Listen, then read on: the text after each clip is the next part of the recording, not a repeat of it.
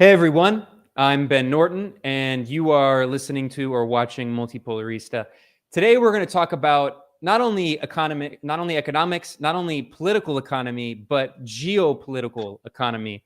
And I'm joined by a good friend of mine, and I think one of the most important political economists in the world today, because she's popularizing this concept of geopolitical economy, combining geopolitics with political economy. And I think this is a very needed and welcome development. And I'm speaking about Radhika Desai. She is a professor at the University of Manitoba and the author of many books. And she actually has a book that's just about to come out. It's called Capitalism, Coronavirus, and War. And she'll talk about that later in this, but she wanted me to stress that this book that she's publishing will be available as an ebook for free for anyone who wants to read it. And then she'll have a physical copy as well that's available. She's also the author of the book Geopolitical Economy. She wrote the book on it, which is a very interesting read. And I know Radhika because of her work with the International Manifesto Group, which is an excellent organization. I myself am involved with their work, and also with the Geopolitical Economy Research Group. So you've probably seen some of the seminars that the International Manifesto Group has held, talking about the new Cold War, China, Russia, the war in Ukraine, a wide variety of things.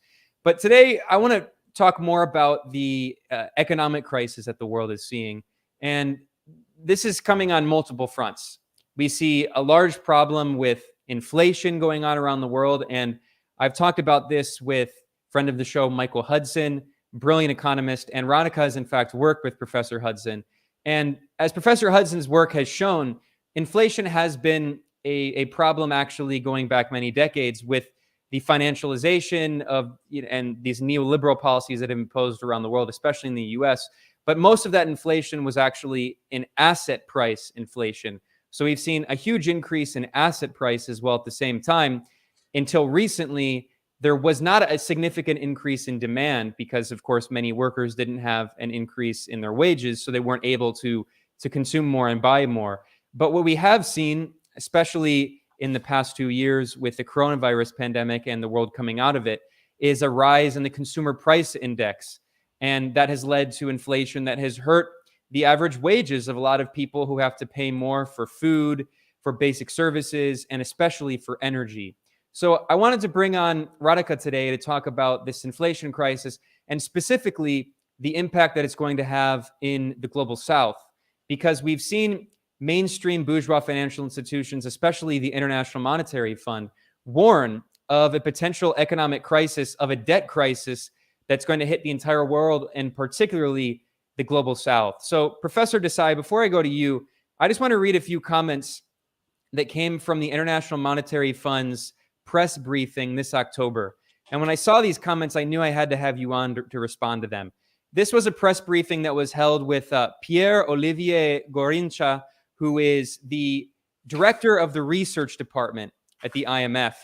And he warned of an economic crisis the world is seeing. He said there were three forces, and we'll talk about that later. This is what he said: the NATO proxy war in Ukraine, the cost of living crisis, and the slowdown in China. But I want to focus on what this means for the entire world. He says he expects that the 2023 slowdown will be broad-based.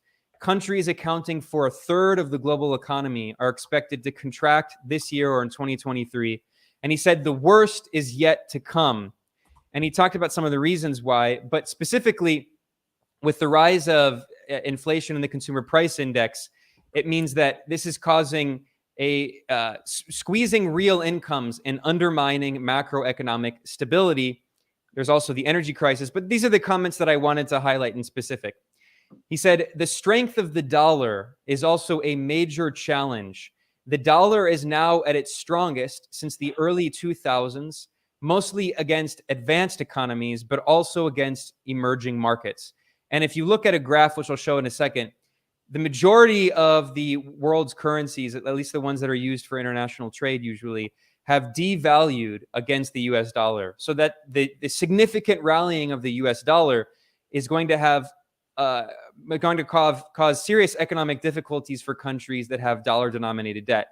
The head of the research department for the IMF said, The global economy is headed for stormy waters. Now is the time for emerging market policymakers to batten down the hatchets. He said, for many low income countries, they're already close to or in debt distress. Progress toward orderly debt restructuring is urgently needed to avoid a wave of sovereign debt crises. Time may soon run out. And then later on, he talked about how the strength of the dollar is putting a lot of strain on a number of countries. It makes the price of imported goods, which are invoiced in dollars, higher. So that is increasing inflation pressures in other countries. And then there are also tightening financial conditions. A lot of companies and also governments have dollar debt, and that becomes more expensive to service as the dollar appreciates. So I hit you with a lot there, but the main points I want you to respond to here basically are that the IMF is warning publicly that the global south is facing a wave of debt crises because countries in the global south, as their currencies devalue against the US dollar, it's going to be more and more difficult for them to pay off their dollar-denominated debt. And furthermore, they're also hit by rising interest rates from the Federal Reserve, which is pushing central banks around the world to raise their interest rates. So the IMF says this is a perfect storm for global south debt crises that could be similar to the global south or third world debt crisis in the 1980s. It was a very long intro, but that's what the IMF is saying. I'm wondering if you agree with that and what this could mean.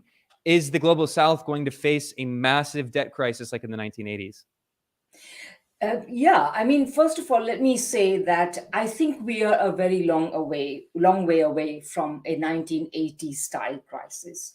The reason is very simple.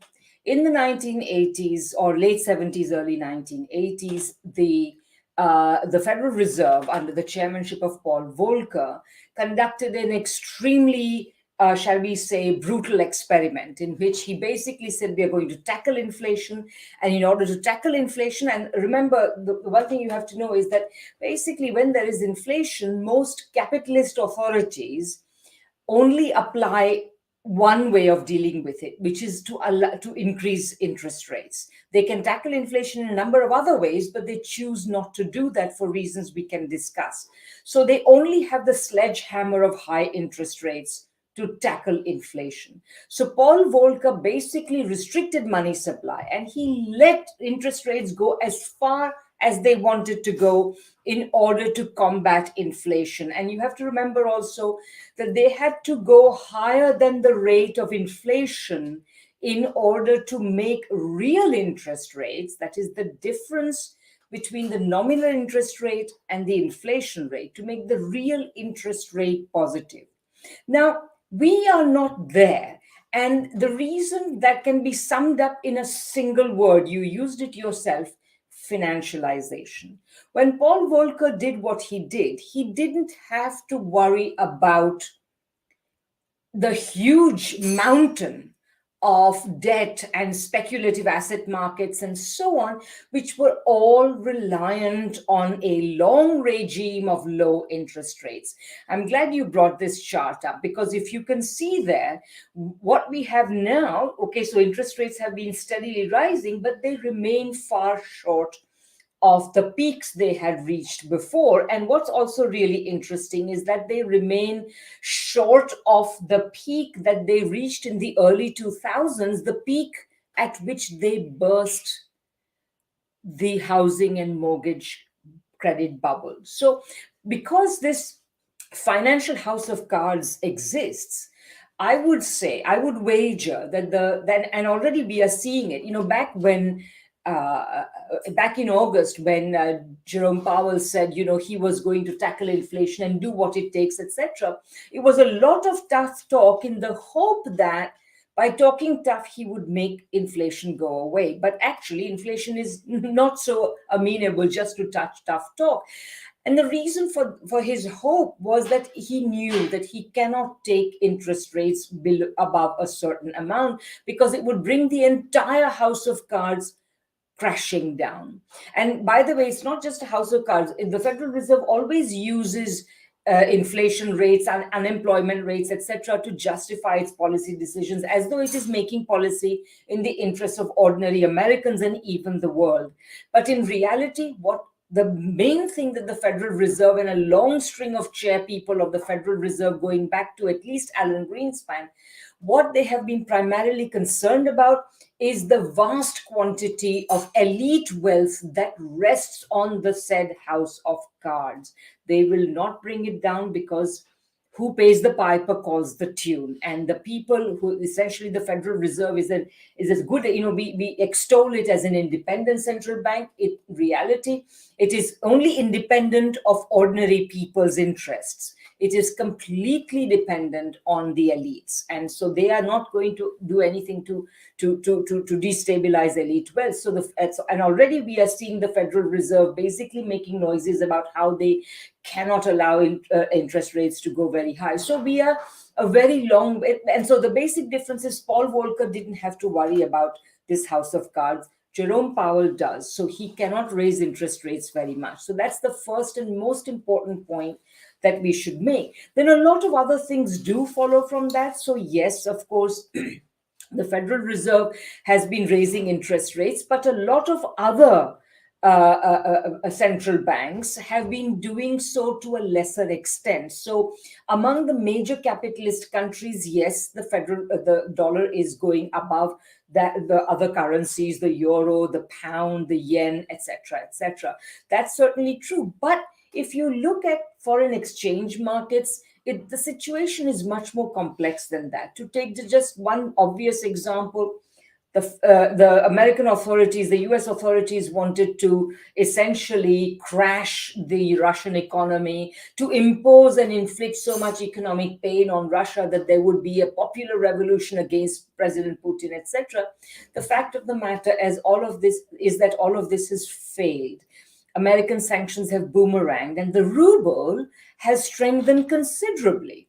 So there is that. And finally, I would say that even where emerging market currencies are concerned, not all of them are doing very badly. Some of them are tanking. Pakistan's rupees tanking, Argentina's currency is tanking, but many others are doing okay. They're remaining stable. So it really, and one of the things one has to understand is that currency markets are basically also places of immense speculation.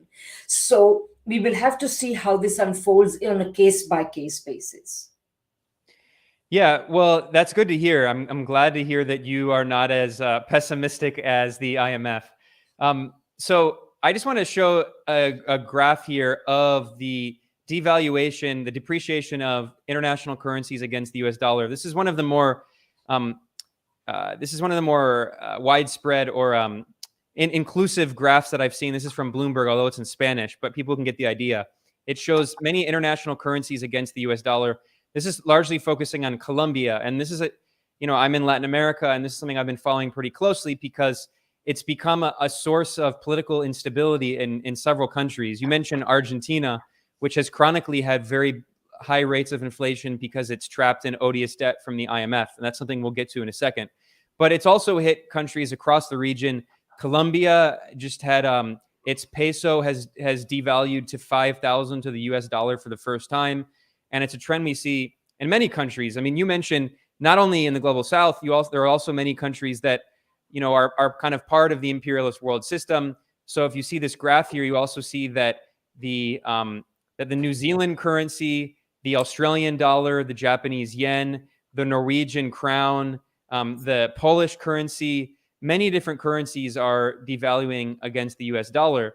And there's another graph here that shows kind of currencies that are used more in the imperial core. And this is also from Bloomberg. So you see the Mexican peso hasn't devalued that much. And it's an interesting example why. The Brazilian real has devalued. The Singaporean dollar, Canadian dollar, Australian dollar, Taiwanese dollar, New Zealand dollar, the euro, of course, the British pound, and the Japanese yen especially. So you're saying that maybe this could be a temporary phenomenon, but the argument that even the IMF is saying, and this is something that's kind of similar to the 1970s and 80s that we can maybe talk about, is that countries in the global South that have a devalued currency, many of them have their external debt that is denominated in US dollars. So obviously, their central bank can't print US dollars.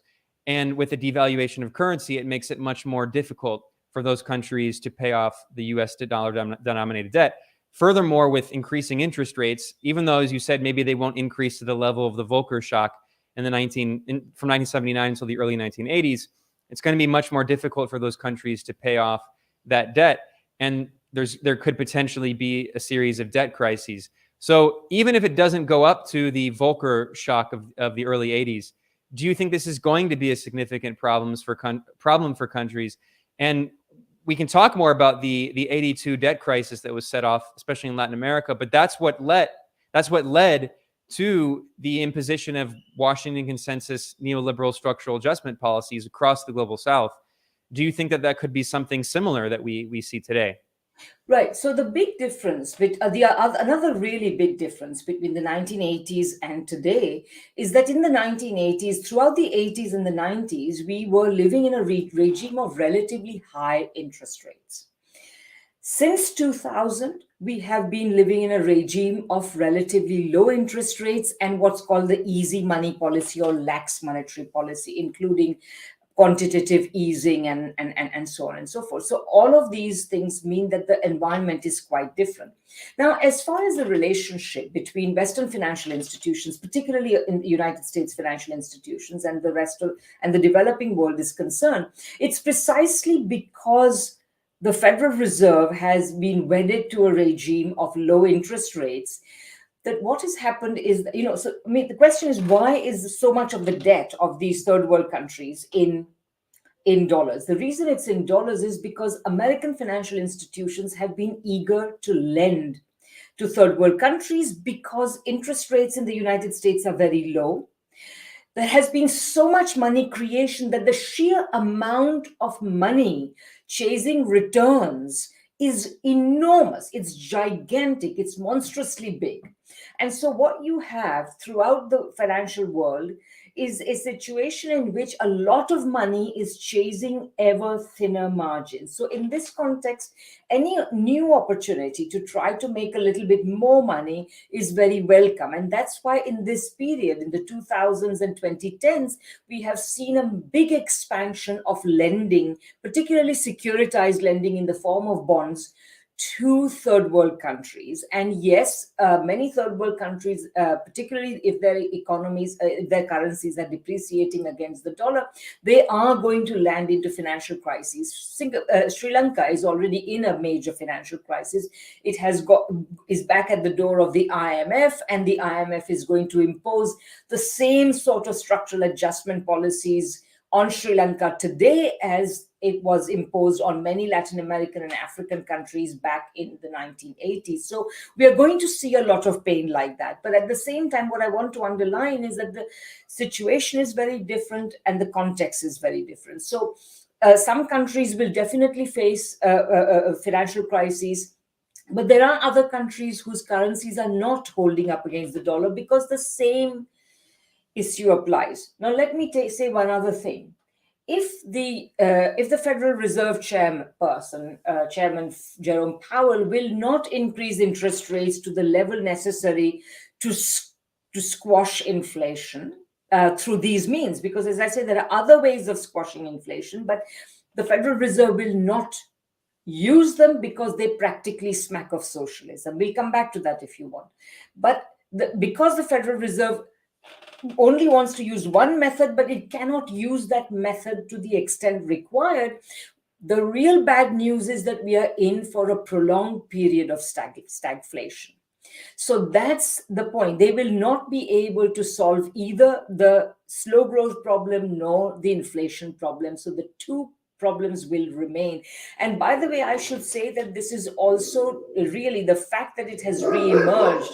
I'm sorry about the dog. The fact that it has re-emerged today, looks similar to the 1970s, shows that capitalism is unable to essentially have a sufficiently robust and dynamic economy as to keep inflation under control. We are looking at a sick and senile capitalism. That's what is fundamentally the problem.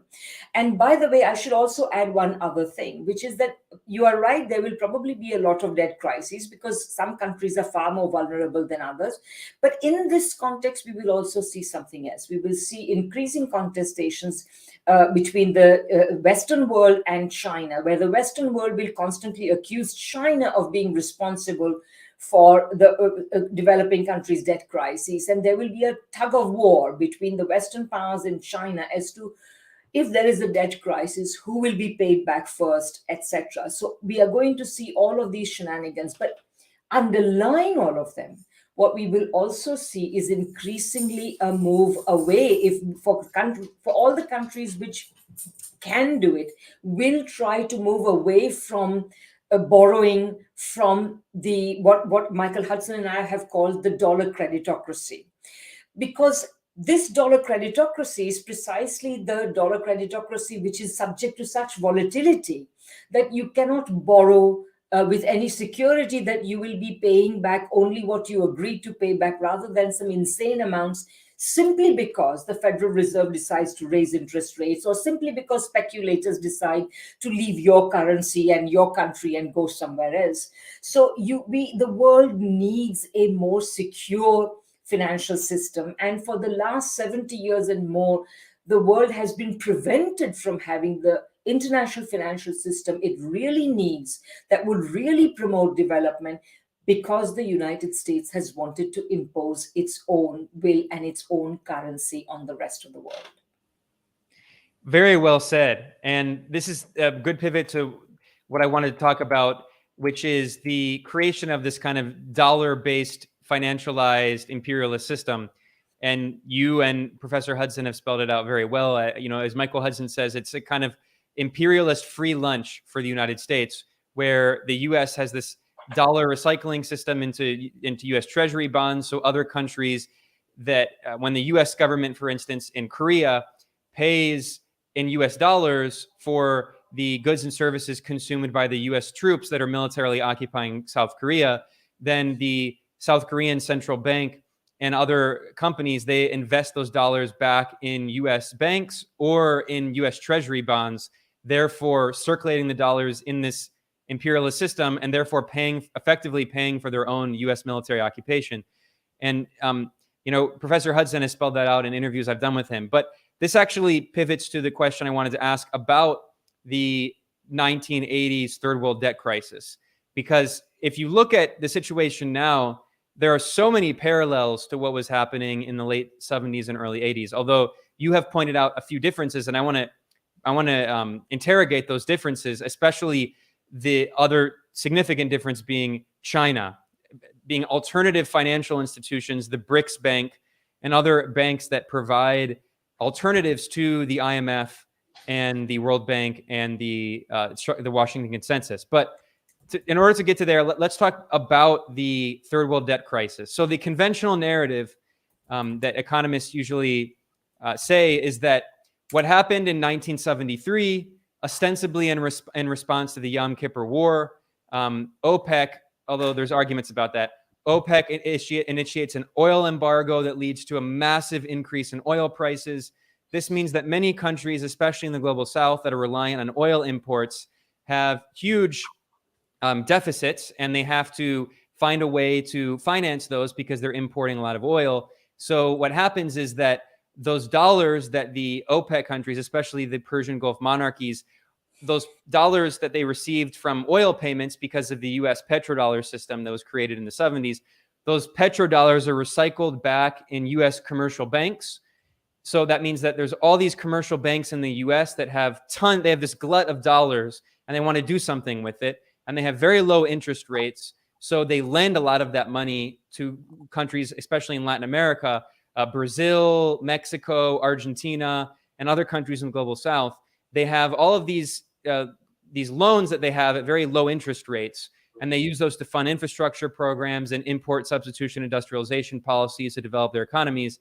And then what happens is after the interest rates go up in 1979 with the Volcker shock, it makes paying back those debts almost impossible because one, their currencies devalued against the US dollar. And then furthermore, you also have high interest rates. So here's a graph showing the third world debt crisis in the 1980s, and how actually the neoliberal policies that were imposed on the global South. Oh, this shows it on paint. Let me show make it full screen here. It's better. There we go. So what actually happened? Oh, that didn't help either. Anyway, whatever. The point is that, let me see if I can zoom in more. That didn't work.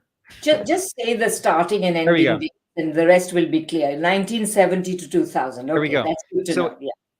So anyway, the argument often made is that, well, this is not just an argument. The fact is that, so that's when the IMF comes in the 1980s, is when all of these countries in the global South, they default on their debt. They can't pay it out. So then the IMF steps in to help these US banks renegotiate debt with these countries. And in order to renegotiate the debt, Mexico, Argentina, Brazil, countries across the global South are forced to impose neoliberal structural adjustment policies. So maybe one of the differences today is that if there is this mass wave of debt crises, as the IMF is warning about, other countries have other options other than just the IMF imposing structural adjustment. Maybe China, maybe the BRICS system. So that's the narrative of the third world debt crisis. I'm wondering if you can respond to that. Is that accurate? Yeah, absolutely. So first of all, let me just say that, I agree, of course, with Michael that the United States has always tried to run the dollar system and the dollar creditocracy as it became after the 1970s in a way as to get itself a free lunch. But there's a difference between trying to get a free lunch and getting a free lunch. So I always look for the contradictions in the system. So for example, I would say that, first of all, the OPEC countries increased the price of oil, in part because the dollar was falling so precipitously, so that the money they were getting for their oil was being devalued. So then they had to increase the price of oil to come back to some sort of return for their oil that they were getting. So that's one thing. Secondly, yes, it's true. It's apparently the result of a certain amount of Machiavellian diplomacy on the part of Henry Kissinger that he persuaded the OPEC countries, after a great deal of hostility and negotiation, he persuaded the OPEC countries to deposit their oil surpluses in US and other Western financial institutions. So that essentially that would increase the demand for dollars and so on. So, but at the same time, I would say, and I should say that in doing so, they nixed proposals by Japan, by Europe, both of which are important centers of capitalist accumulation, but that are also energy dependent. And they had tried to make proposals to say, okay, OPEC can have higher prices for its oil, but at the same time, perhaps what OPEC could do was it could lend these surpluses back to these countries through some multilaterally negotiated facility so as to minimize the oil shock.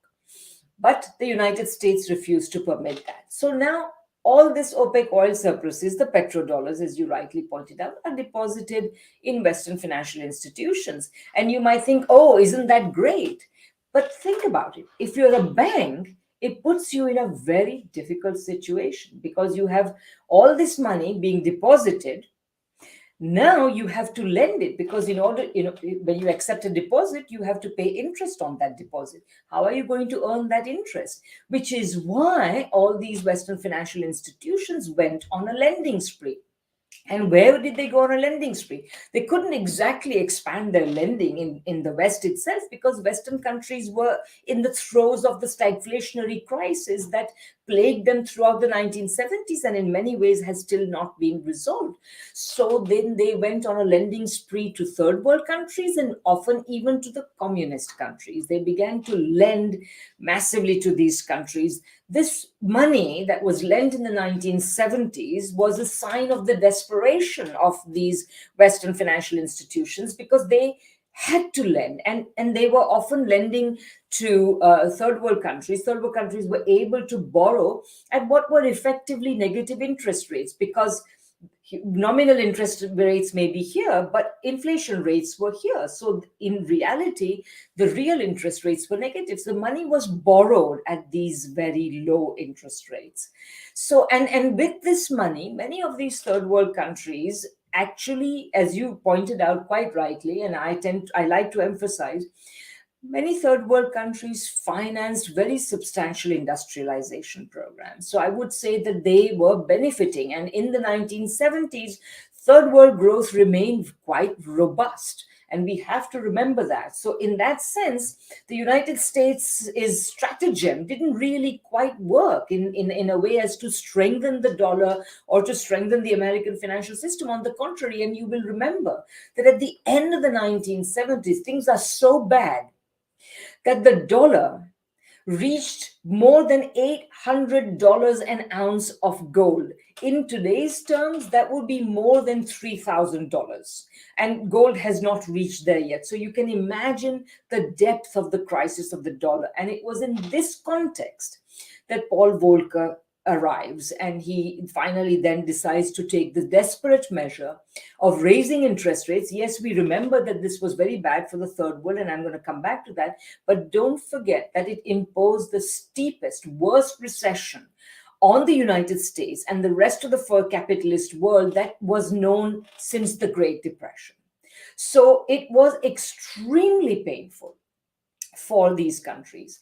But nevertheless, okay, so then Volcker came and he increased interest rates. And yes, once he increased interest rates, there was inevitably a debt crisis in many of the high borrowing third world countries. Not all third world countries had borrowed massively, but yes, Latin American countries in particular had gorged themselves on these loans. Now, here also, I would like to remind people that, debt is a two-way relationship.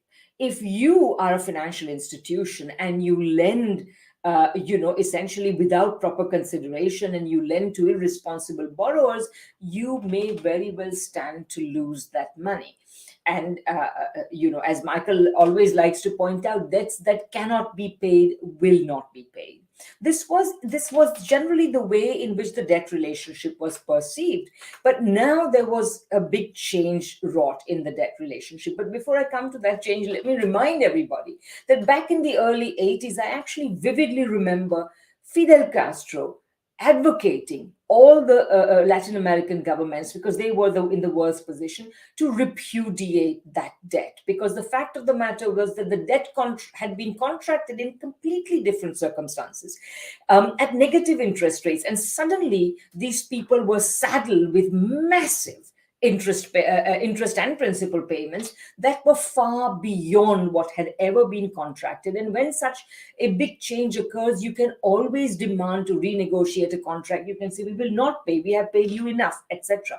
None of these options were taken by essentially what we may call the comprador elites of the Latin American countries. And these elites put their countries through a decade, sometimes 2 decades, of eye-watering economic pain. It was terrible economic pain. So yes, this did happen, and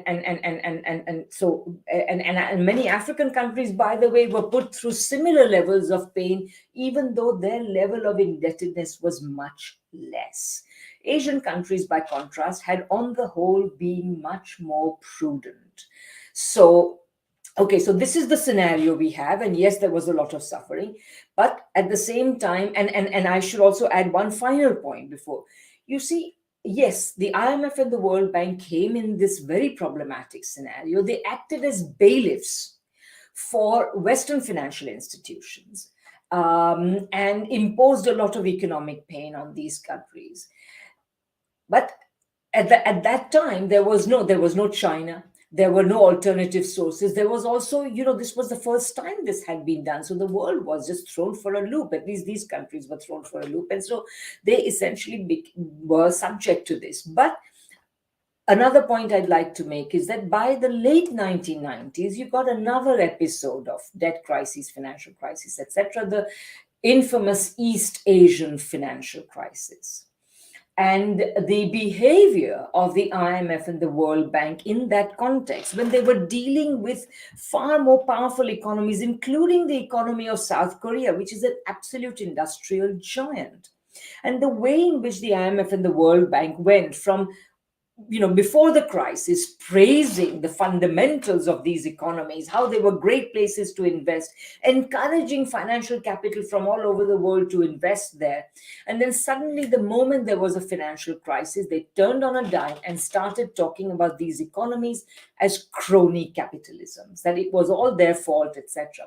In reality, there was a whole another dimension which we'll talk about.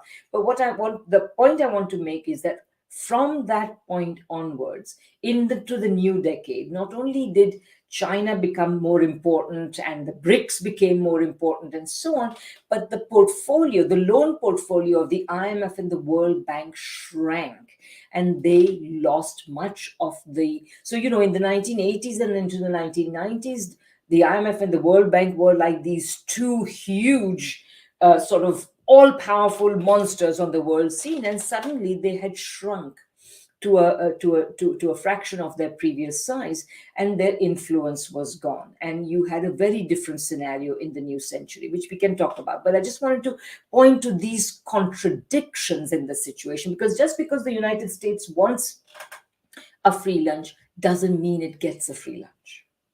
It makes every attempt, but it doesn't always get it. Very well said. Yeah, those are very important points to keep in mind. What interests me most about this moment, and trying to go back to study specifically the third world debt crisis in the early 80s, is, I think, in my view, and maybe you disagree, but in my view, the third world debt crisis, especially when Mexico defaulted on its foreign debt in 1982, and then Argentina followed, and then Brazil, especially in Latin America, that really marked the point in which neoliberalism was forcibly imposed Yes. on the region and the world. And we should see that as this kind of watershed moment in the history of neoliberalism. It wasn't adopted voluntarily by all these countries around the world. It was imposed really at the barrel of a gun. At least, political power flows out of the barrel of a gun, and so does economic power. So in the sense that in Latin America, most governments really up until the 70s still had some kind of mixed economy. They certainly weren't all socialist, but specifically the term import substitution industrialization was very popular in developmental economics. And we see this now today in places like Brazil. Lula da Silva himself has been closely associated, and the Workers' Party of Brazil have been closely associated with developmental economics and ISI. And it seems like that model in parts of the region are coming back. We see now in Colombia, under Rafael Correa in Ecuador, in Brazil, of course, under Lula, we see a move back toward ISI, import substitution industrialization, as a model, as opposed to the export-oriented neoliberal model. And I think another significant difference is not only do countries in the region have alternatives in terms of the BRIC system in China, in terms of lending, but also they learned from history. So actually, I have this graph now, and it should actually be legible this time. And if you look at the graph, I mean, when the IMF stepped in and started imposing the Washington Consensus on all of these countries, their debt increased. And the leaders of these countries aren't stupid. They understand that they can't just keep redoing these same neoliberal policies. The definition of insanity is doing the same thing again and again and expecting Correct. different results. You mentioned earlier, Radhika, you mentioned that that Sri Lanka, which defaulted on its foreign debt, by the way, a plurality of that debt is owned by US and European private financial institutions, including vulture funds like BlackRock. China owns less than 10%. Japan owns more of Sri Lanka's foreign debt than China. But anyway, the point is that Sri Lanka is right now negotiating a 16th IMF bailout. So if it didn't work 15 times, how do they expect it to work the 16th time? I mean, just looking at the data, this is World Bank data on this graph.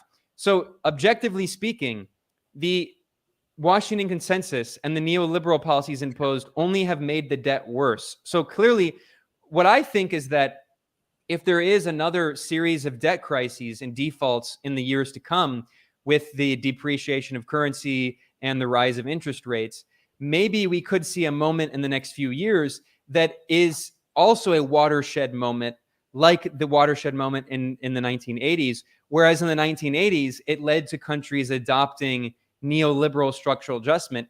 Maybe now, if countries default on their debt and they look toward China or the BRICS, maybe they will be incentivized to adopt a different economic model, because maybe, I mean, China usually tends to be much more hands off in its lending, but maybe the BRICS could be incentivized to say to these countries, you should try a different kind of developmental economics. And I'm curious if you think there is a push to incentivize countries that are defaulting to try a new path of economic development that's not simply based on keeping wages as low as possible and trying to maximize exports of raw commodities to the imperial core.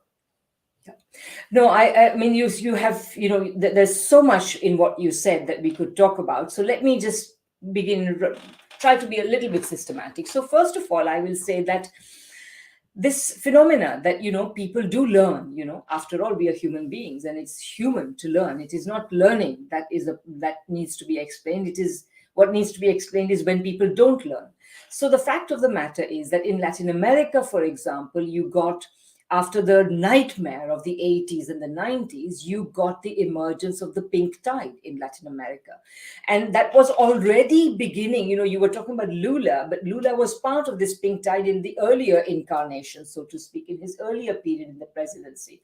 And so you had the pink tide governments in Latin America already seeking a way out of the neoliberal straitjacket. Also, don't forget that Eastern Europe and the former Soviet Union, Russia, were all put through the nightmare of shock therapy in the 1990s, and they too returned to a semblance of normalcy, rejecting the rigors of neoliberalism and at least modifying considerably their policies. And I would say that in other countries, such as, for example, many Asian countries, and even in India, for the longest time, though there was a fair degree of elite consensus in favor of neoliberalism, the requirements of running an economy of predominantly poor people, and still a very agricultural economy, required governments to moderate the neoliberalism. Now, we will leave India aside in the present moment because it has a god-awful government right now. But I would say that learning was already taking place. And then by the 2000s, what you've also got is you've got the rise of China. Now, I agree with you. China is very hands-off. China is very serious about insisting that it does not interfere in the affairs of these partner nations, whether they are trade partners or investment partners or what have you. And I think it's correct to do that. But I would say in my writing, one of the things I've emphasized is that if countries who are, increasingly taking the opportunity to partner with China because China offers much better terms, both on trade and on investment, on aid, etc., etc. If you want to really benefit from partnering with China, you also have to learn from China. The fact of the matter is that China is today the most powerful developmental state. Not only has it done its import substituting industrialization, but now it is having created a broad-based industrial economy. It is, of course, now scaling the heights of new technology and posing a technological challenge, a competitive challenge to the old senile homelands of capitalism, particularly the United States, which is why, of course, you see so much hostility being directed towards China. So if third world countries today want to take the full benefit of what China represents, they should not just partner with China, but they should also emulate China in terms of trying to recreate a developmental state at home, which will create a broadly based industrial economy, which will manage trade in such a way that is beneficial to creating a broad-based industrial economy. And of course, will partner with, obviously, import substituting industrialization is very good if you are a sizable economy. But if you are a small economy, you can partner with other economies in order to enjoy the economies of scale. So all of these things are once again on the agenda, and I think they should be. But I would say also that we are still at the very early stages of this process. Unfortunately, in most third world countries, what we see is that the elites are still captive of the globalization ideology. Somehow the idea was that if you simply free up trade flows and investment flows and so on, that somehow everybody will benefit, completely forgetting that the history of the world shows us, the geopolitical economy of the world shows us, that every country that has developed has done so through a developmental state policy which has insisted on managing trade flows, managing investment flows, and so on. You can fail, you can try and fail at this, but you cannot do it without making the attempt. So this is so you rightly point out that this realization is coming back, and I think the example of China can only benefit third world countries. And I would say also that in the present context, Russia, which has not exactly distinguished itself. The Putin government has not distinguished itself by being a developmental state. But in the context of sanctions over the last 8 years, and now in the context of the Ukraine conflict, what we are seeing in Russia is that willy-nilly war and hybrid war is forcing Russia to become more and more of a developmental state. One of the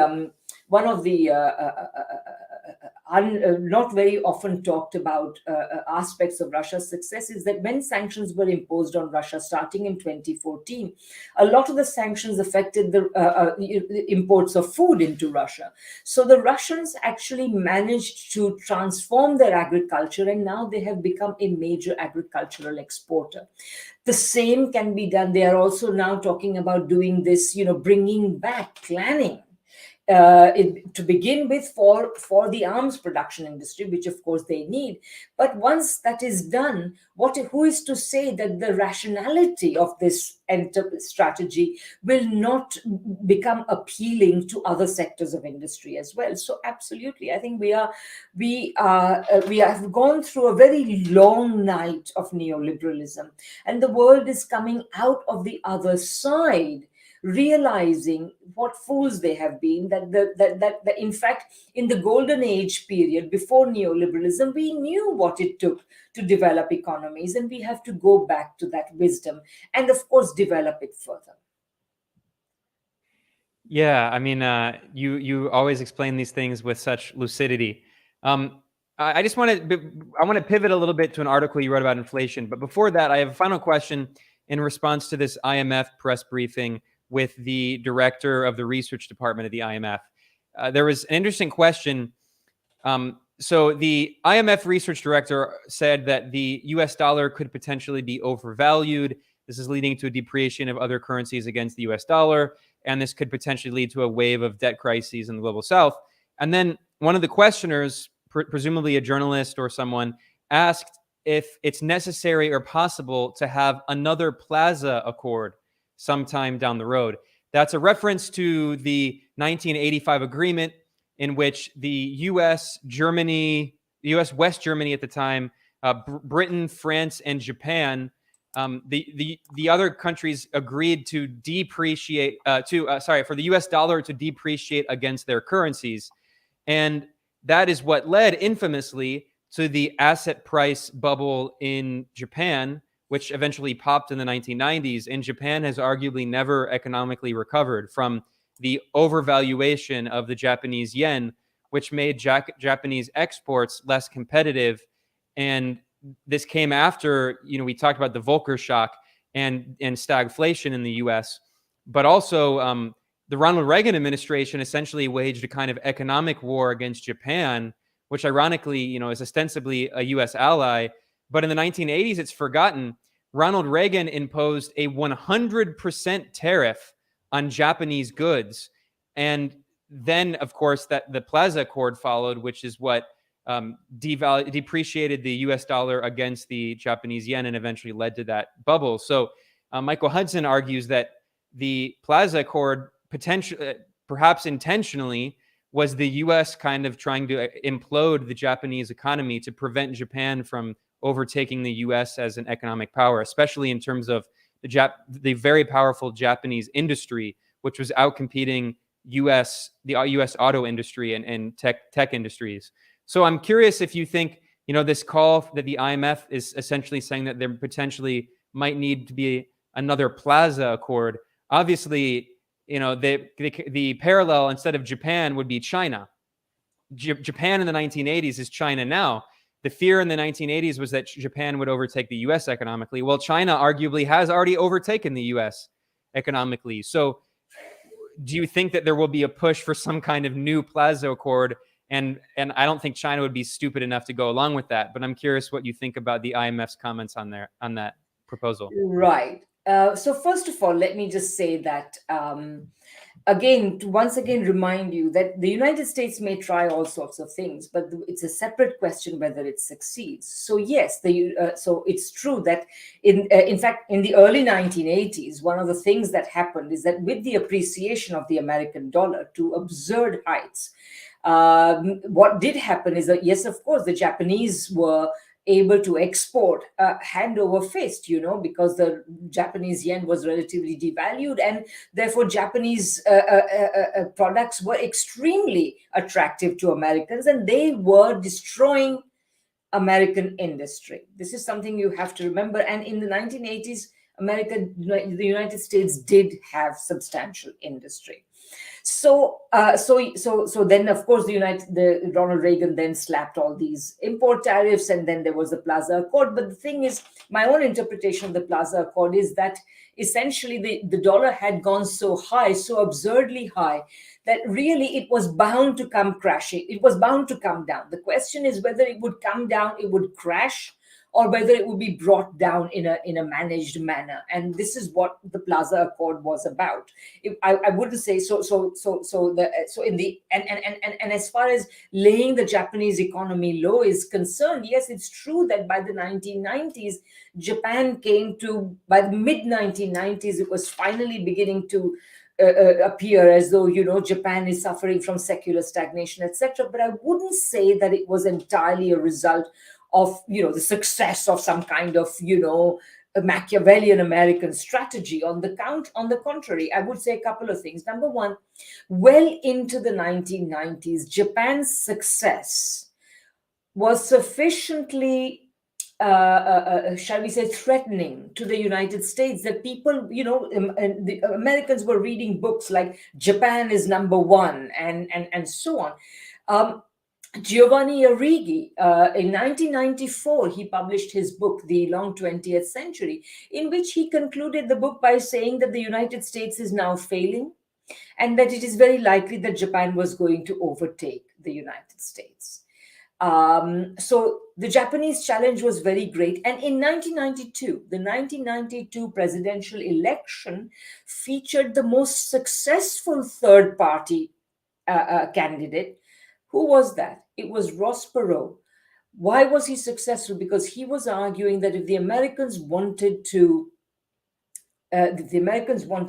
succeed, they had to imitate Japan. They had to engage in the sort of industrial policy, the sort of management of trade and capital flows, etc., that the Japanese were doing. But the United States elite, parts of the United States elite, didn't want to do this, and they backed Clinton instead. They didn't want to do this because they didn't care about industry. What they cared about was to create this dollar creditocracy, which was in the making already for a couple of decades by now, and expand it as a kind of, I think, who was it, Yanis Varoufakis or somebody, Wired magazine called the American financial system a giant vampire squid that sucks a value from all over the world and brings it to the United States. It's a predatory system, but that's what they wanted to create. So they sacrificed American industry. If you look at a graph of American industry, you see an unrelenting decline throughout the neoliberal era. No wonder they are being challenged by China. In fact, I was reading in the news, if there's one industry the United States still has, you might think it's the military industrial complex. And what do we read in the newspapers today?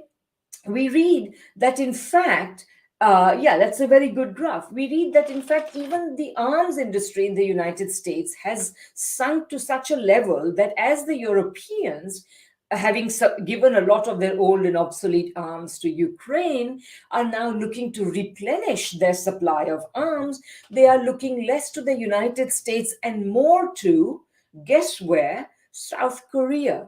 Why? Because the South Koreans are apparently able to produce arms more cheaply, competitively, not only produce them more cheaply, but offer a higher quality and quantity of arms and deliver them on time.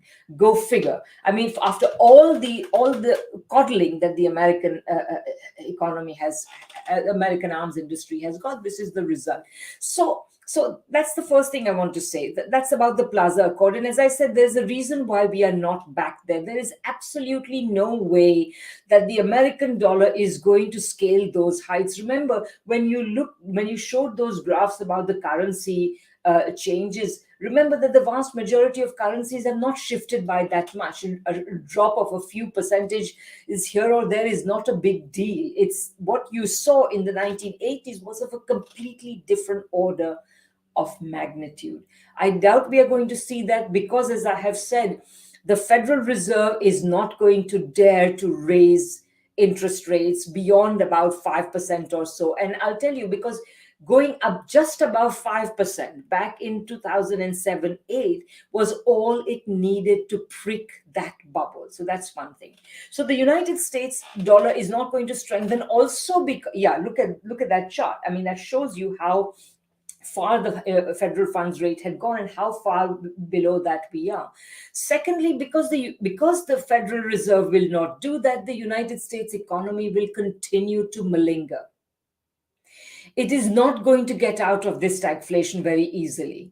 They could if they actually implemented a proper industrial policy, but in order to do that, they would have to sacrifice the financial elite's interests. And right now, the financial elites have the American government by the jugular, both parties. None of them are going to pursue the industrial policies that would be necessary. And it is, you see, if you think about inflation, it's a very simple thing.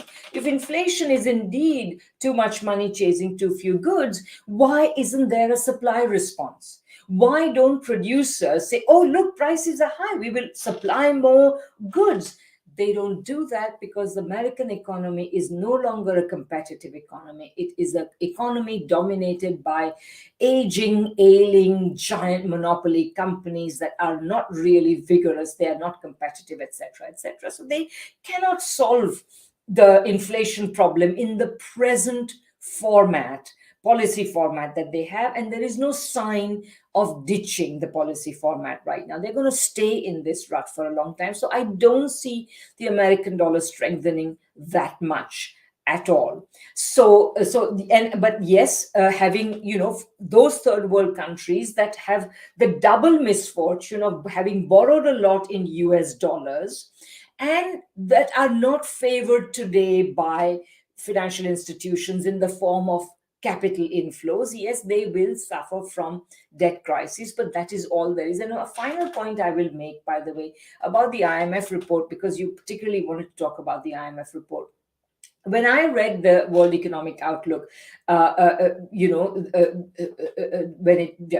it came out, I saw it as essentially aiding the purpose of talking up the dollar. In the United States, you have to understand that there is an entire industry of talking up the dollar, which deliberately does not mention the many weaknesses of the dollar. Let me just give you one example. Today, the dollar strength, Michael and I argued, and I argue in my geopolitical economy before that since the 1970s, the dollar has appeared to remain the world currency, chiefly because the United States has tried, various stratagems, and each of them have failed, and they have been replaced with a new stratagem of essentially attracting money into the dollar, whether it is high interest rates in the 1980s or creating the asset bubbles that they created in the late 90s and 2000s and today's so-called everything bubble. These asset bubbles, once they are created, then it essentially attracts money into the American financial system, and thereby the United States can run deficits without there being too much pressure on the dollar. Although I would add also that the dollar has never regained the heights that it had earlier. So anyway, so they keep attracting. Now, what is the really interesting thing about this? The asset markets into which the Americans are, the Federal Reserve is trying to attract the world's money, are failing to do so. What is the best evidence of that? It is the size of the Federal Reserve's balance sheet. If you can find the Federal Reserve balance sheet and show it, you will see that Federal Reserve has been supporting these asset markets because the rest of the world isn't doing so. So it shows you that the American dollar, yeah, that is a very, so this shows you that even early in this century, the total of federal balance sheet was around 1 trillion.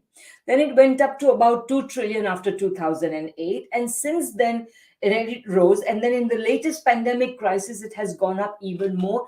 All of this because the federal government, the American authorities have responded to the pandemic crisis, and today, essentially by shoring up asset markets. And they have provided this artificial support because the rest of the world is no longer certain, particularly after 2008, that they should be investing in these potentially toxic American asset bubbles. Yeah, I mean, I actually already had this balance sheet up because you had mentioned it previously in a seminar hosted by the International Manifesto Group, and it's an incredible graph. I mean, it shows these quantitative easing policies because if you look at the selected assets specifically, it's so funny because it shows that pretty much all of this are securities held outright. And you can see, especially after the financial crash, that's when the policy of quantitative easing began. And the US central bank, the Federal Reserve, basically just began buying all of these assets, which is really incredible. I mean, creating its own bubble. And that was already an incredible policy leading to $4 trillion. But specifically since 2020, it more than doubled to nearly 9 trillion. And it looks like it's slowly going to go back down now, with potentially because the interest rates are slightly going up. I would also add one other thing. They have look at every time they have tried to reduce it, they have only managed to reduce it. You see, in the late teens of the century, they reduced it a little bit, and once again they're reducing it a little bit. But basically, they cannot dump these assets because if they were to do so, there are no buyers. Who's going to buy them? And if there's nobody to buy them, these asset markets will crash. And another way of thinking about the interest rate issue and the strength of the dollar issue is this. If you look at the size of that effort, of the size of the balance sheet, and as indicative of the effort that the Federal Reserve has put into securing asset markets, providing them with a bottom below which they cannot fall. This is the scale of the effort. Now, why would they destroy this effort by increasing interest rates, which are bound to prick the very bubbles that they have created? So they are in a quandary right now. And so increasingly what we are going to see is, oh dear, sorry, 1 second. I have to plug my computer in. I thought it was plugged in, but it isn't. Just give me a second. Well, yeah, I'll just while you're plugging in, I'll There, that's it. Yeah, go ahead. No, I'm done. So yeah, that's all I'm saying is that they're not going to do that. So essentially, the Federal Reserve is caught in a quandary, and in a certain sense, the dollar can't win because on the one hand, in order to keep up the value of the dollar, which is to keep money flowing into dollar-denominated assets, it has to keep interest rates low, it has to keep up the quantitative easing policy, etc.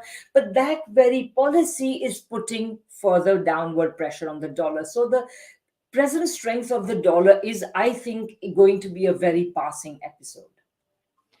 Yeah, and something that you said that I hadn't thought about, but is a very convincing argument, and I think you're absolutely right about this, is that even if you look at the Fed's interest rates, this is the federal funds rate from the Fed, from the Federal Reserve of St. Louis, and it's from, give the dates, so the starting and ending dates. So yeah, from 1954 until today. Exactly. But the point that you made in an article, which I'm going to go to in a second, which is a great point, is that when you look at this bubble of quantitative easing that came after the 2008 crash, where interest rates were basically zero, in reality, they weren't. Like it says for here, it says, for instance, that in October 2011, the federal funds effective rate was 0.07%.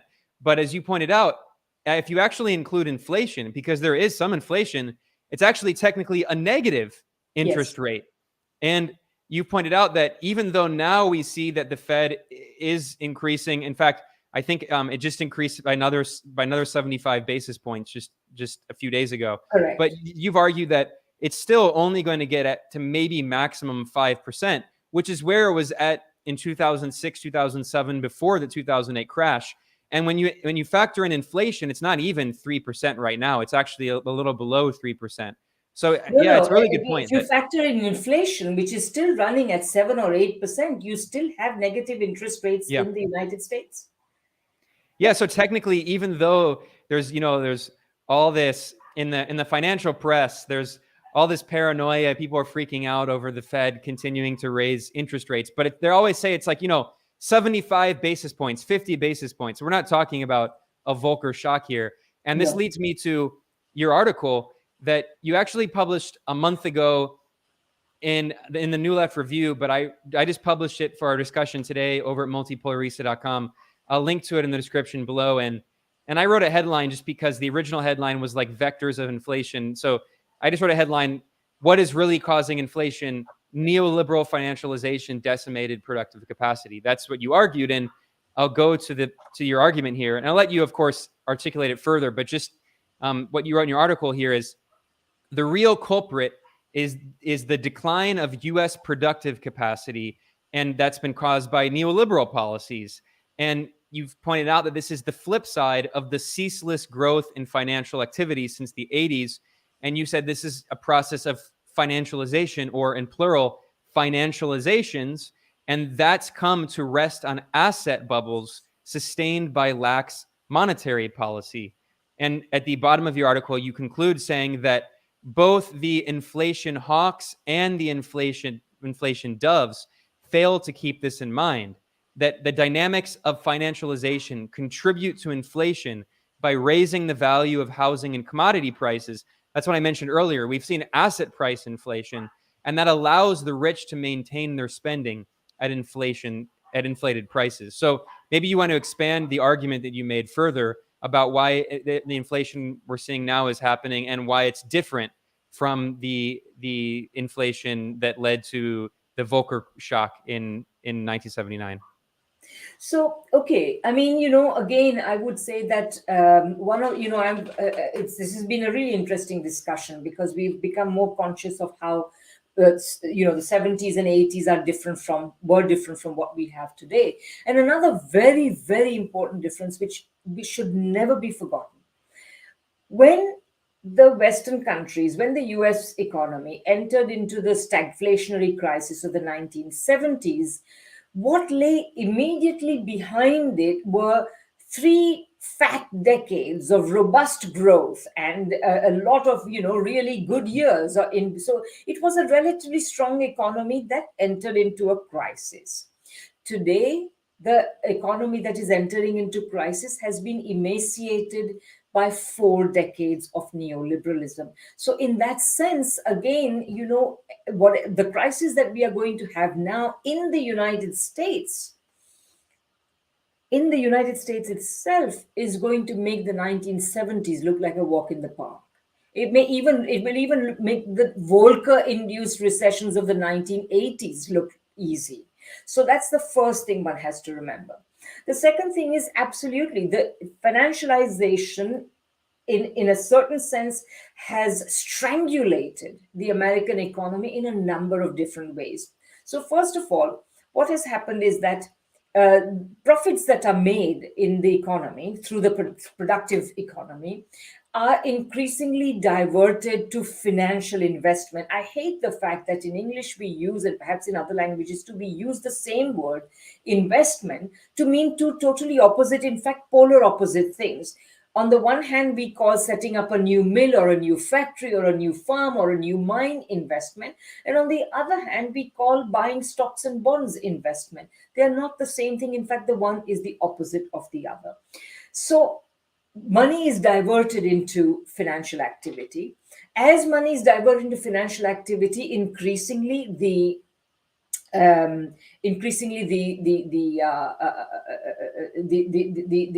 well, there is no productive investment, so productivity suffers, the economy shrinks, and further investment, financial investment, also increases inequality. As inequality increases, again, the vast majority of people are making stagnant wages or maybe even declining real wages, and therefore demand is not expanding. If demand is not expanding, then any rational capitalist is not going to invest in productive activity. So again, it exacerbates the spiral of more and more of the profits that are made going towards financial investment rather than productive investment. So that is the chief way in which finance strangulates these economies. But then it gets worse. It gets worse because the more financial investment there is, the more speculation there is, the more asset bubbles there are, and so on, they also directly contribute to inflation.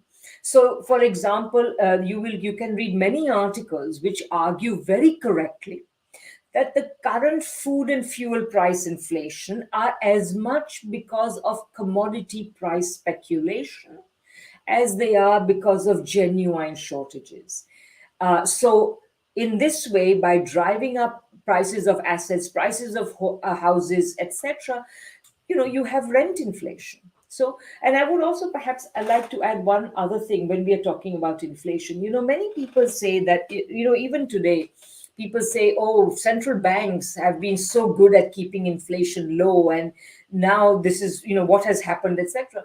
It is not central bank policy that kept inflation low. What kept inflation low was essentially American imperial policy and American pro-capitalist policies, which had did two things. Number one, it put downward pressure on wages in the major capitalist countries themselves. So you have the horrible scandal of most American workers making essentially stagnant wages while the wealth of the rich kept growing to absurd proportions. I mean, today we have levels of inequality that has not been witnessed at any point in human history. If we think that as capitalist economies we are better than feudal economies, forget it. We are at a new stage of inequality. So they are so that's happening. Sorry, I just lost my train of thought, but what I'm trying to say is that oh yes, federal credibility. The Federal Reserve did not keep inflation down. So the first thing is they kept wages down, and in fact I have written about how, based on other sources which have shown this, that the Federal Reserve actually raised interest rates and strangulated productive growth precisely in order to keep down wage growth. Okay, that is what it has done for the last several decades.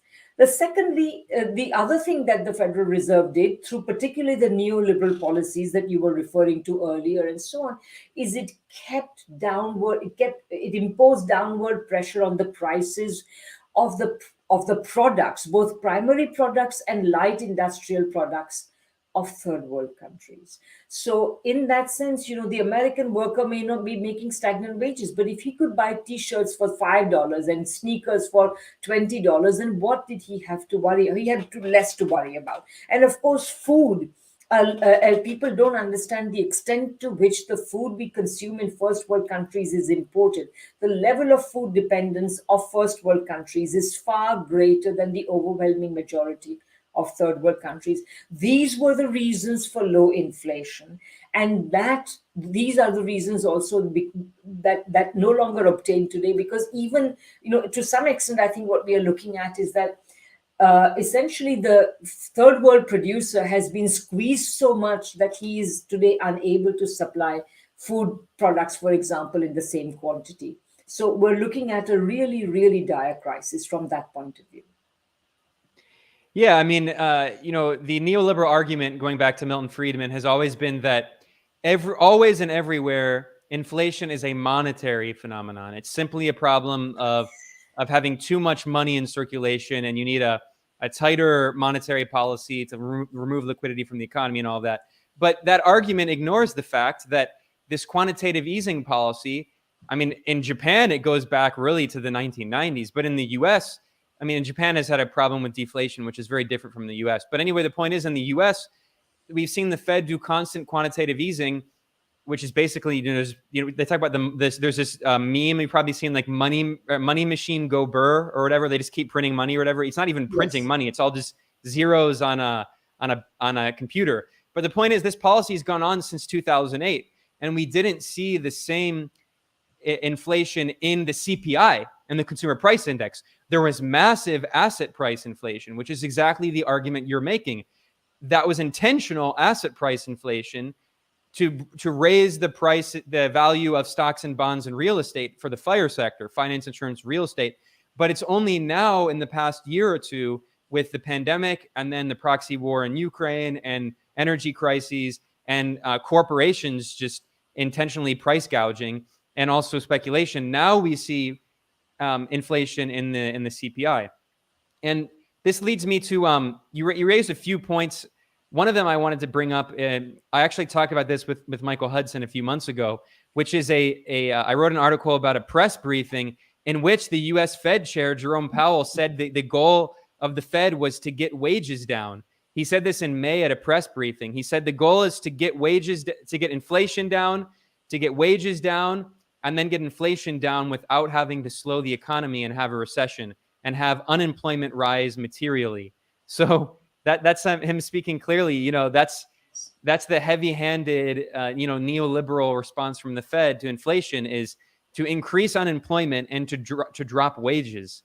And then, but Radhika, you raised a really important point, and this is something that the Putniks have argued, Utsa Putnik and Prabhat Putnik, that one of their main differences with Lenin's argument of imperialism, and that's obviously a whole other long conversation. Maybe someday that would be a fun conversation to have, to talk about updating Lenin's view of imperialism, because of course Lenin was writing, he was writing in 1916, before the Bolshevik Revolution. There were no socialist states. And two, Lenin was writing for a European audience, largely trying to convince them why they should oppose the inter-imperialist war of World War I.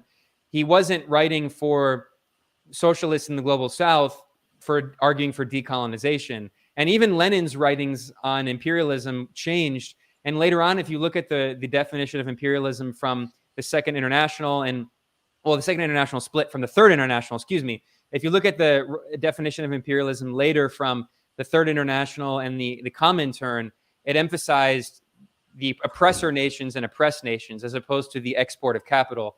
Because, that's a whole long conversation, but according to that definition, which should be updated, the U.S. would not be imperialist in scare quotes, because the U.S. actually is a net importer of capital, because the U.S. has constantly had a current account deficit, which means it has a capital account surplus because it has a trade deficit. So there's constantly capital flowing into the U.S. So according to that old definition that needs to be updated, that would mean that China is imperialist because China is a net exporter of capital to the U.S. So anyway, that's a long aside there. Someday I would like to have a conversation about that. But the point that the Putniks have argued is that one of the key points of imperialism is to keep wages low in the periphery, which is that's the way that capitalists in the imperial core can also reduce wages but maintain purchasing power for the consumers. Because as you said, if the capitalists want to pay workers anywhere as little as they can, including in the imperial core, and by having cheap consumer goods from the periphery, that means that even though the purchasing power of workers in the imperial core has declined in terms of real wages since 1978, they can actually buy more with their reduced real wages. And this gets me to comments that were made by the EU foreign policy chief, Josep Borrell. And actually, I did an article and a video about this a few weeks ago. In October, he made comments about how the West neoliberal bubble of prosperity was based on China and Russia. It was an incredible admission. He made this on October 10th at the EU Ambassadors Conference. So keep in mind, the audience he was speaking to was to other EU ambassadors. He's not speaking to the general public. But he made an incredible admission here. Here's the quote. He said, Our prosperity has been based on cheap energy coming from Russia, Russian gas, cheap and secure and stable, and also access to the Chinese market for exports and imports, for technology transfers, for investments, for having cheap goods. And then here, the EU foreign policy chief, Radhika, he is confirming exactly what you just said. He admits Chinese workers with their low salaries have done much better and much more to contain inflation than all of the central banks together. So that's confirmation from the EU foreign policy chief. Our prosperity was based on China and Russia, Russia's energy, China's market, and China's cheap wages. And of course, now that energy can no longer come from Russia, the cheap energy, and Chinese real wages have significantly increased, which means that they can no longer rely, and not just in China, in Vietnam, in Indonesia, to a lesser extent in India, to a lesser extent in Bangladesh. In general, across the periphery, real wages have increased, which means that you can no longer sustain that bubble of cheap consumer goods in the neoliberal financialized economy. Yeah, I totally agree with you, and I would slightly disaggregate it. What has happened, in fact, is that thanks to the Chinese government's deft economic management, certainly Chinese wages have gone up. And remember, the sheer amount of goods that China exports, the rise in wages in China is definitely affected.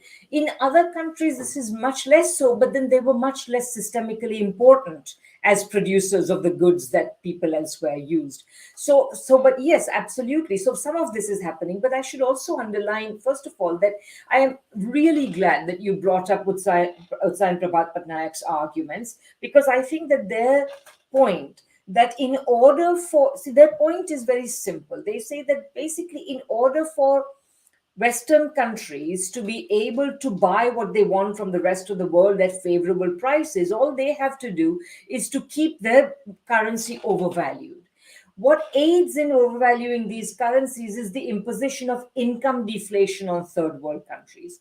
Because quite simply, their argument is very simple. They say if third world countries were to develop even to a significant extent, let alone, not even totally catch up to Western countries, but simply develop to live decent lifestyles, what would then happen is that they would demand so much of the primary commodities, various primary commodities that are produced in the world, that the prices of these primary commodities would go up. Remember, the big commodity cycle that you saw of rising prices was totally associated with the expansion of China in the BRICS countries, right? In the early 2000s, and from about 2004 to 2014, that was the commodity cycle, right?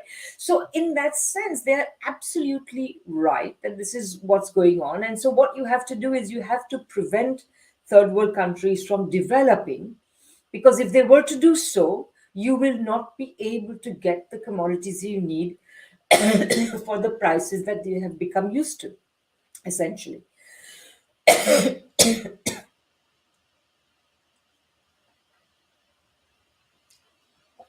So yeah, I mean, sorry, did I answer your question or did I miss something? No. Sorry, I didn't know if you were going to continue. I didn't want to cut you off. No, I mean, for me, when I saw those comments from Borrell, it was incredible because this, again, he's speaking to an EU ambassador audience. He's not speaking to the general public. And honestly, there weren't that many people that reported on those comments. He made a speech 3 days later in which he made the extremely racist, neo-colonialist remarks about Europe being an enlightened garden and the rest of the world being a barbaric jungle. But the speech he made 3 days before, very few people reported on that. And I think that was so revealing, acknowledging that neoliberal model was based on keeping wages in the global south as low as possible. And that's why we see, for instance, WikiLeaks, when it published these State Department cables, it published documents showing that the Hillary Clinton State Department, and this is, of course, bipartisan, but the Hillary Clinton State Department was lobbying Haiti to try to prevent the minimum wage from increasing to something like, $2 a day or something. The U.S. was trying to keep the minimum wage lower because they need a wage floor. Because if Haiti and Honduras increase their minimum wages, then that puts pressure on other countries to raise their minimum wages in the global south. They need that wage floor to be as low as possible. And now with the rise of real wages and also with the end of cheap Russian energy because of the EU's economic blockade imposed on Russia, not because Russia doesn't want to export The its energy. EU's economically suicidal blockade, we might add.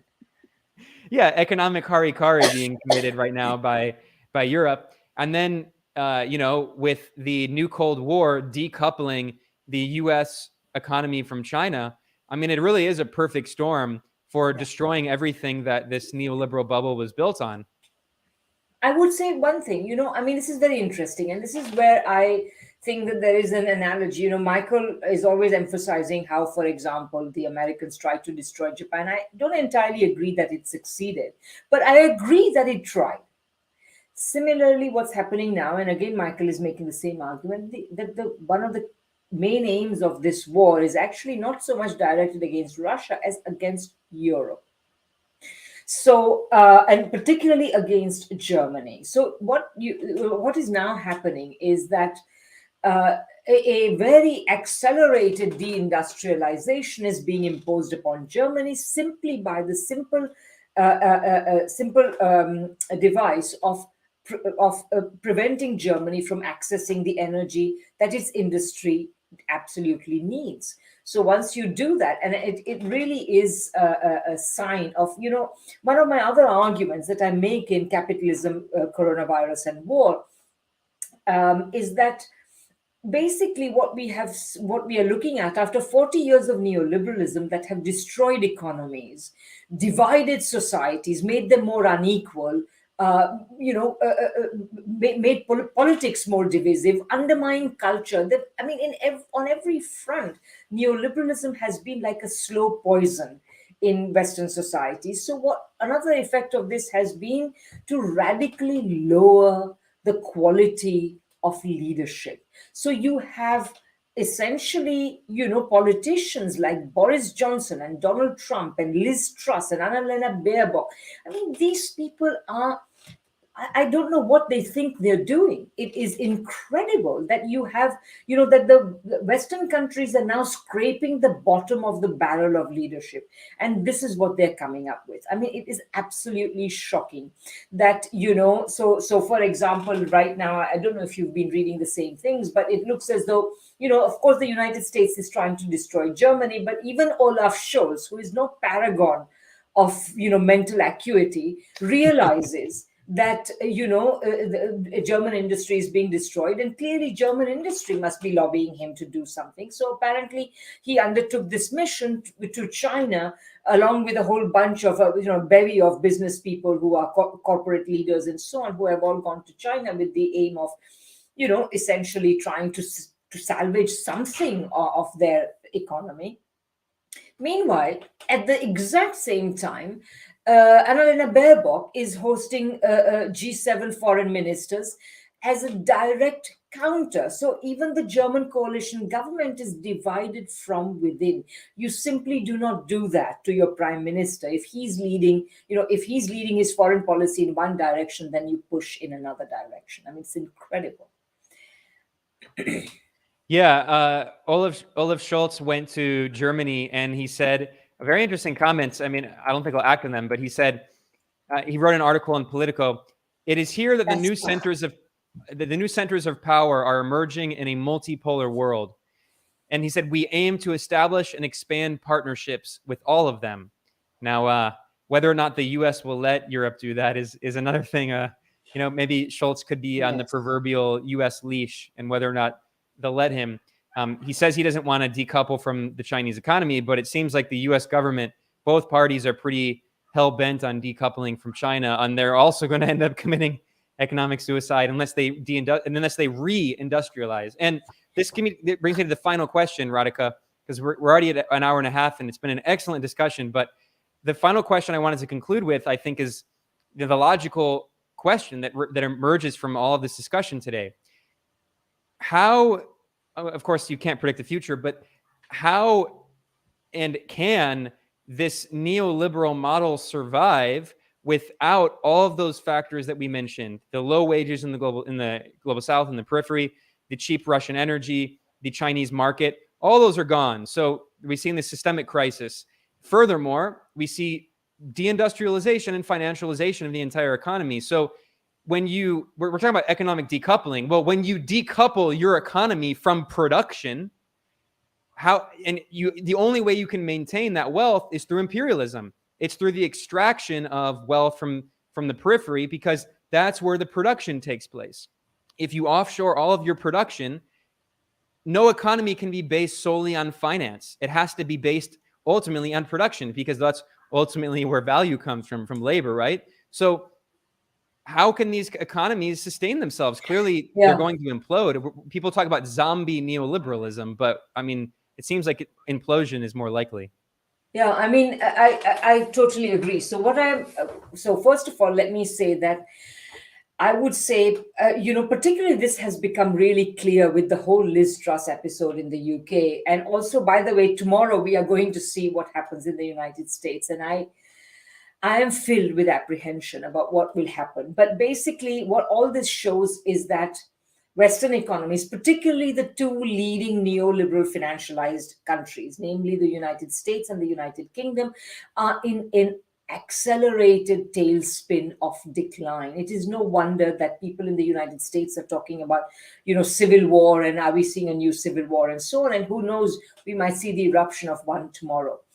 Or in the days to come immediately. So that's the first point I want to make. The second point I would say is that, definitely there is this tailspin of crisis. But as they go down the tailspin of crisis, they are still not giving up on neoliberalism. Because, many people say that neoliberalism has ended. People are making big statements about this. But I would say that, it's only true if you think neoliberalism is about free markets. But in reality, neoliberalism has never been about free markets. It's always been about advancing corporate power and the corporate hold over our governments. And that will continue. At least they will try to continue it. So what I've given this new, I argue that neoliberalism has, of course, never been the neoliberalism was touted as the thing that was going to restore productive dynamism to Western economies, but it did nothing of the sort, because its rhetoric of free market, it was indulging in the rhetoric of illusions about free markets and competition, when in reality, Western countries were saddled with a profoundly monopolistic economies. So they were not going to revive these monopolistic economies by free markets. In reality, what really marched forward under the covering fire of the rhetoric of free markets was the power of giant corporations.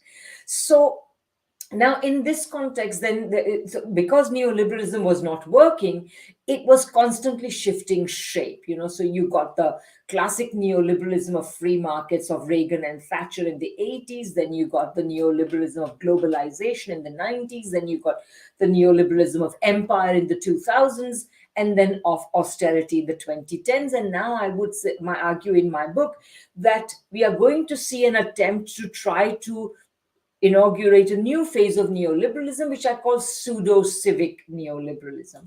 And the idea there will be that essentially our governments, corporations will engage in the rhetoric of saying governments must provide the citizenry with certain essential goods, whether they are vaccines or medical care or whatever it is, either very cheap or free. They will be the ones who will supply these things to the government at a overvalued price, at inflated prices. So they will make huge profit margins. We will receive them for free, but as citizens, but we will pay for them through our taxes. And this is the kind of scenario that I see Bill Gates sort of with his sort of pseudo civic responsibility rhetoric trying to direct the Western economies towards.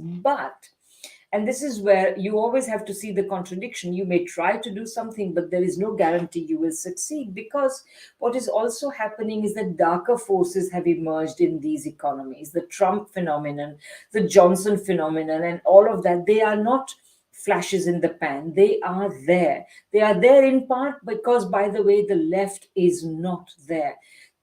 The neoliberal decades should have been decades of a bonanza on the left. What was not to oppose in neoliberalism, but the left was not in the forefront of doing that. And so we are paying the price for that. The people who have mobilize the discontents of neoliberalism by bamboozling them, by fooling them, are the Trumps and the Johnsons of this world. And that's really shame on what we on the left are responsible for in many ways. But nevertheless, these darker forces also portend a more authoritarian outcome than even what I call pseudo civic neoliberalism. So it's really going to be scary. It's going to be, the IMF report, by the way, doesn't even get the half of it. We are going to, as I said, these economies are in a tailspin of decline. They are in possession of vast military machines. They are desperate. We don't know what they will do. It's really a problematic scenario. Yeah, well, another a brilliant economist like you, I mean, I would put you up in the same camp. I think you similar thoughts. Pravat Patnaik has talked about how the only way neoliberalism can sustain itself is through fascism. And he Yes. says, India's model is a model that we're going to see adopted in many countries. Yes. And Donald Trump's an example of that. Donald Trump had all this rhetoric about bringing back jobs and reindustrialization. He didn't do any of that. He oversaw further financialization, more neoliberal policies, with a further fascification, if you will, of US political culture. And I think we're going to see more and more of that. We certainly see that in Europe with the European far right. A classic example of this is Giorgia Meloni, the new prime minister in Italy, who got her start as the youth leader of this fascist movement that was founded by veterans of the fascist dictatorship. She praised Mussolini, and economically, she's a complete neoliberal. The first thing she did after winning the election was cut the very small amount of economic support for unemployed people and poor people. So, the BJP in India is an example of that, a combination of brutal neoliberal economic policies with fascism. Yes. And you go ahead. No, all I wanted to say is that, I mean, I was among the first to use the word fascist, not the only one, but certainly among the first. And I even had a huge fight with a publisher because I wanted to call this the BJP government fascist in 2014, and they wouldn't publish my article. I published it elsewhere. But everybody now, I remember, I have now friends who say, Radhika, you've been saying for years that the Modi government is fascist. I never believed you, but I believe you now. And this is, and Prabhat is absolutely right. The Indian model will spread. Well, it's a very pessimistic note to end on, but I also think it's a rather, realistic observation. And I hope to have you back many, many more times, Radhika. You're always a wealth of knowledge and have so much great analysis. And in fact, I would love to do an episode sometime expanding on an idea that you discussed in one of the seminars of the International Manifesto Group about the difference between China's economic model and India's. And I think it's very instructive because, of course, in South Asia gets independence from British colonialism in 1947. And then China has the victory of the Communist Revolution in 49. So it's similar time periods ending colonization, and the economic trajectories they've taken have been very different, especially since the 1990s. So hopefully we can have a discussion about that. And maybe, I think it would also be good. Maybe it could be very provocative, but to try to also do an update on Lenin's analysis of imperialism, because I think, although he still was very prescient and very accurate about some things, the world is very different today. And sometimes I see I people. would really love to do both of them. And on particular on the Lenin thing, I will send you a piece I did on Hilferding of all people, but it contains the pith of how we can relate what Lenin and Hilferding and others were talking about to today's, what is relevant about it today. It unlocks many of these keys that you were yourself referring to earlier. So Yeah, I mean, because just as Marx was building on the classical political economy and classical economics, liberal economists like Adam Smith and others, Lenin similarly was building on British political economists and their analysis of imperialism. So I think today, absolutely, we will certainly, I talk think about that. Absolutely, yes. Yeah, I mean, you, Michael Hudson, the Potnikes, I think, have all done invaluable work in Well, trying to I update feel very imperialism. honored that you put me in their company. So Yeah, I mean, I consider you all coming from a similar camp, and well, lots more to discuss, but we're going to bring it to a conclusion there. I had the privilege of speaking with Professor Radhika Desai. Professor Desai teaches at the Department of Political Studies at the University of Manitoba in Winnipeg, Canada, and she's the author of many books, but you should definitely check out Geopolitical Economy. And Professor Desai has a book that she's going to be releasing just in a few weeks here. It's called Capitalism, Coronavirus, and War. And she wants to stress that anyone who wants to read that they can read that for free as a PDF. I linked in the description below to the International Manifesto group. I collaborate with them, and Radhika is one of the main conveners of that group. And also, she works with this group, which I also help with, New Cold War. So lots of great projects there. And I want to thank you for even kind of creating this term geopolitical economy, because people have been like asking me more recently, like what kind of work I do. And increasingly, I used to say it's about imperialism, but now I'm actually saying I think it's geopolitical economy, because it's not just geopolitics. And unfortunately, we can talk about this another time, but I think a lot of geopolitics, unfortunately, is dominated by a lot of bourgeois, even conservative thinkers. And sometimes they are good with their analysis, but they leave out economics, and you can't understand geopolitics without economics. So thank you We'll discuss all those things in another one. Absolutely. Definitely. Well, thanks to Radhika, and thanks to everyone who commented. There was a very vibrant discussion. There were some trolls, but it's, that's inevitable with these. We had a really good viewer turnout. Right now we have over 400 people. At one point we were around 500, and 600. So it was a great turnout, and I will have Radhika back again very soon. So thanks a lot to everyone else. See you next time. Thanks, Ben.